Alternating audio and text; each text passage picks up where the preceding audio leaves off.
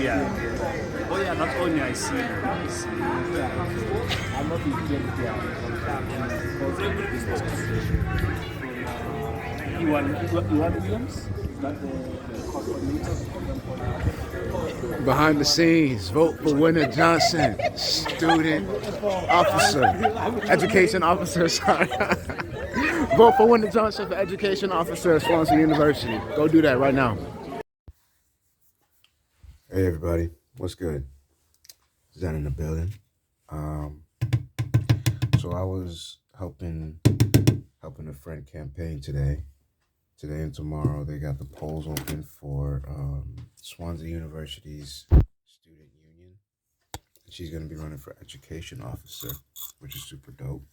But it got me thinking about this idea of choice and free will and what constitutes free will, which then got me thinking about the Garden of Eden and what it meant to eat that apple.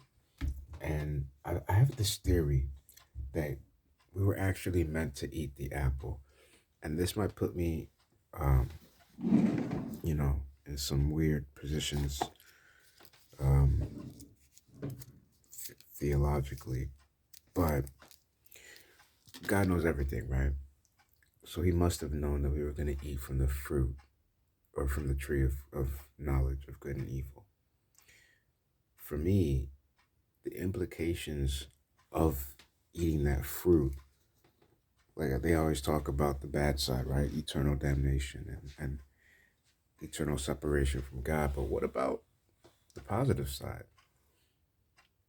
What about the fact that we became choosing beings? Because before that point, we were effectively robots. And if God created us for relationship, I feel like that initial iteration of human beings where we never deviated from his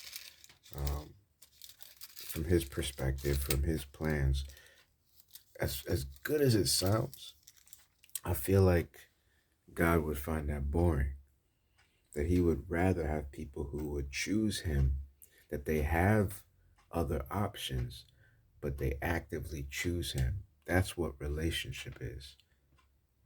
Otherwise, it's codependency or some weird form of relational slavery. But when you choose somebody, it makes it real.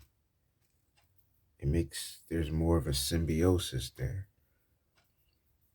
And so this is all just to come to this idea that ultimately I think we all do have a choice of who we want to be, what we want to become. But there's so much that that clouds our vision that sometimes we